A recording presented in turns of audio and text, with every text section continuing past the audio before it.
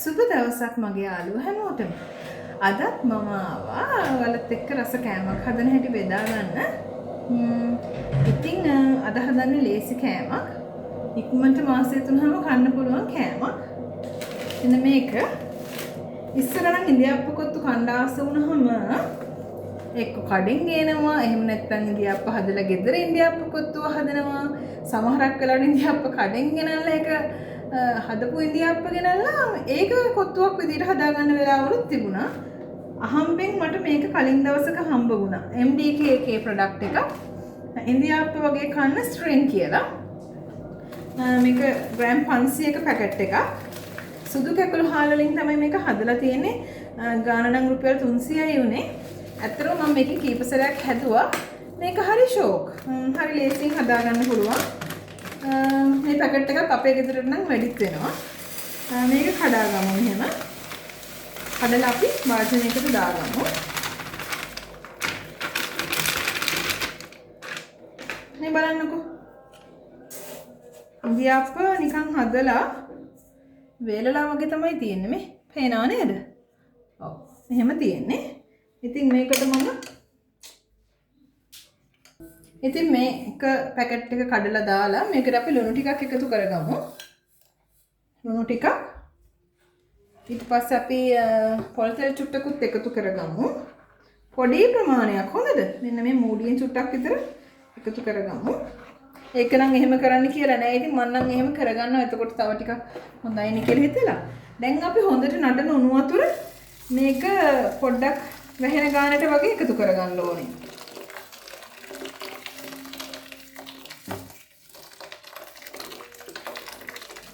ඉන්දියාප්ප ටිකට උඩින් එන ගානට මේක එකතු කරගත්තා නම් හොඳට මැති. ඒකට චුට්ටක් මේක අපි කලවම් කරලා අපි පොඩි වෙලාවක් මේක මෙහෙම වහලා තියාගමු. විනාඩි 10ක් විතර. ඔන්න යාළුවනේ විනාඩි 10කට පස්සේ අපි ඇරලා බලමු. දැන් මේ ටික හොඳට උණු වතුරට හැම්බිලා තියෙන්නේ. මේ බලන්නකෝ. ඇත්තටම ඉන්දියාප්ප විදිහට කන්නත් පුළුවන් ඉතින්. ඉන්දියාප්ප කොත්තු විතරක් නෙමෙයි ඉන්දියාප්ප වගේ විදිහට කන්නත් පුළුවන් මේ. හොඳට තැම්බිලා තියෙන මේක දැන්. අපි දැන් මේක වෙන වාජනයකට මාරු කරගමු. මොකද මම ඉන්දියාප්ප කොත්තුව හදන්නේ මේ වාජනේ. ඒ නිසා. ඔන්න දැන් අපි මේ ටික තැම්බුණු ඉන්දියාප්ප ටික වෙනම වාජනයකට දාගත්තා. පේනව නේද ප්‍රමාණය? ලොකු ප්‍රමාණයක් තියෙනවා.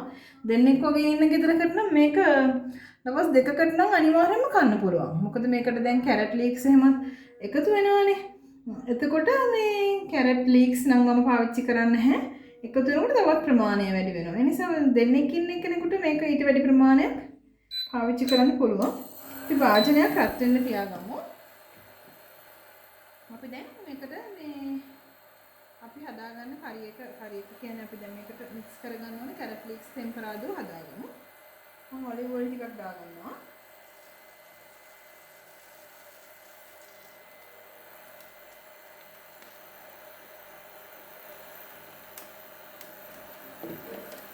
ඔලිව් ඔයිල් ටිකක් දාගමු.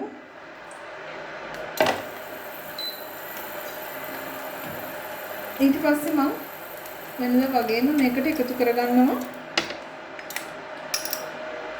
සෝදුළු කුඩු ටිකක්.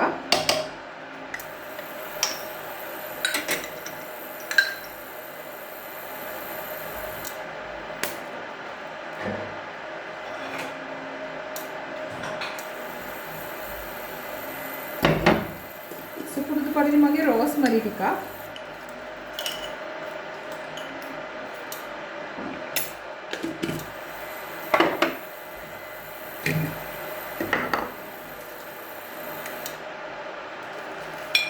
එනසල් කුඩු ටිකක්.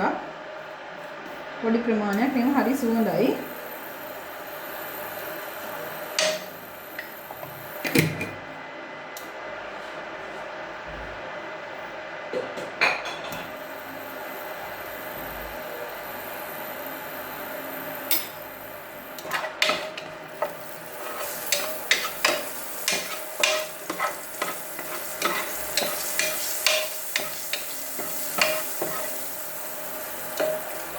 ඊට පස්සේ මේකට මම එකතු කරගන්නවා කුඩු පොතු ටිකක්. කරාමු නැති ටිකක්, සුදු ලුණු ටිකක්,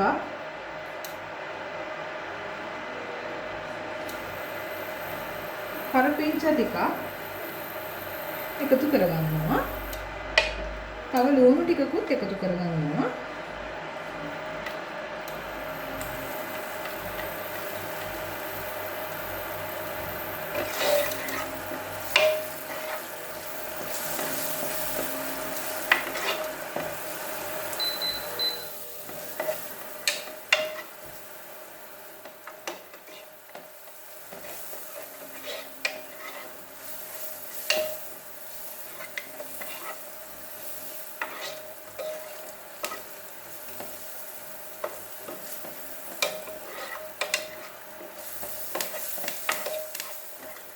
මේ ටික හොඳට ටෙම්පරාද් වෙනකොට මම එකතු කරගන්නවා කැරට් ටික.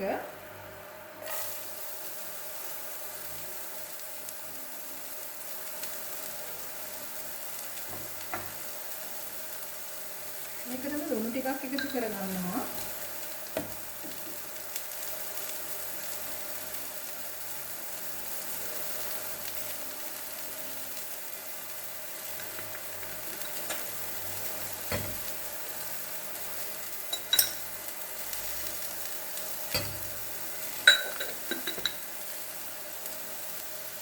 මේකට එකතු කරගන්නවා තව මොන ගම්මිරිස් ටිකක්.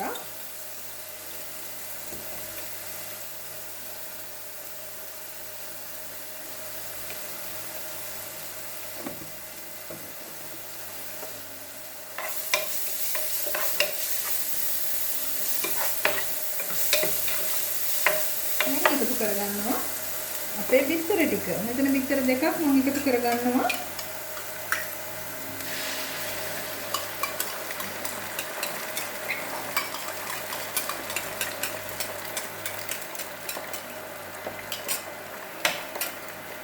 බිත්තර දෙකක් එකතු කරගන්නවා.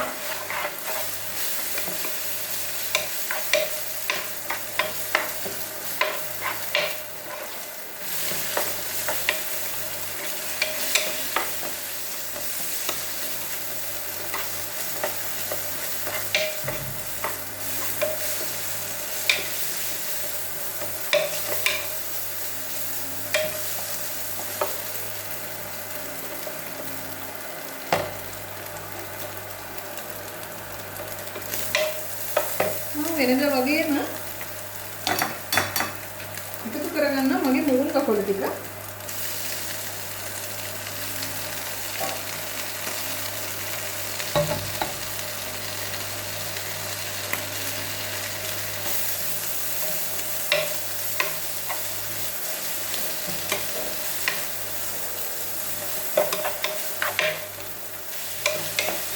ඉතින් මේකට බෝන්සි ගෝවා ගොඩක් හීනියට කපලා වලට එකතු කරගන්න පුළුවන්. රස වැඩි වෙන ඕනම දෙයක් එකතු කරගන්න පුළුවන්. ඉතින් මම සොයා සෝස් ටිකක් දානවා.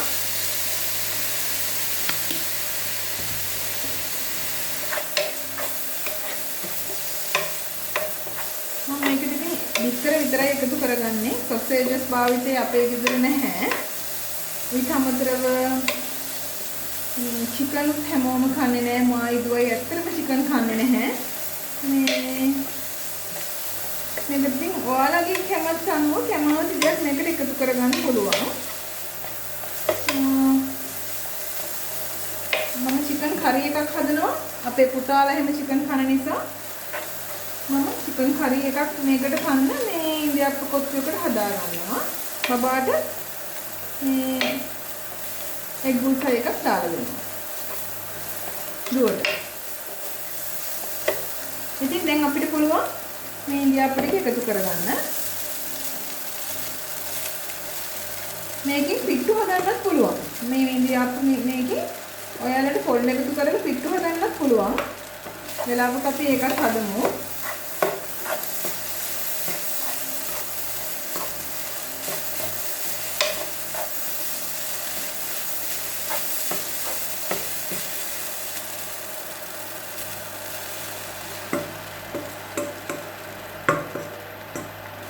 අපි දැන් මේක හොඳට මිශ්‍ර කරගමු.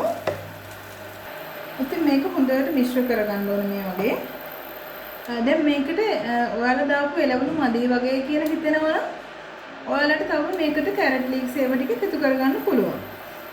දැන් ඔයාලට ඉන්දියාප ප්‍රමාණය පොඩ්ඩක් කරන් මේ වැඩිපුර එළවලු ටිකක් දාලා ඒක වැඩි කරගන්නත් පුළුවන්. ඇත්තටම මගේ අද මේ පැකට් එකක් නේ මට වැඩි ප්‍රමාණය. ඒ නිසා ඉතින් මේ වගේ ප්‍රමාණයට මට එළවලු තිබ්බහම හොඳටම ඇති. මදි වගේ හිතෙනවා නම් ඔයාලට එහෙම කරගන්න පුළුවන්. තව මේක රස වෙනවා අපි චිකන් කරි එක කලින් හදලා තියලා ඒ ග්‍රේවි එක මේකට දාලා හොඳට මික්ස් කරා නම් තව ටිකක් මේක ගොඩාක් රසවත් වෙනවා. ඉතින් මේ විදිහට හදා ගන්නත් පුළුවන්. අපි ටිකක් මේක පිඟානට බෙදාගෙන බලමුකෝ ලස්සන කොහොමද කියලා.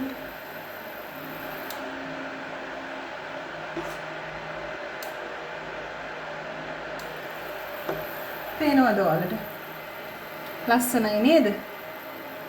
රසත් මේකේ හොඳටම ඇති. අපි රසත් පොඩ්ඩක් බලමුකෝ.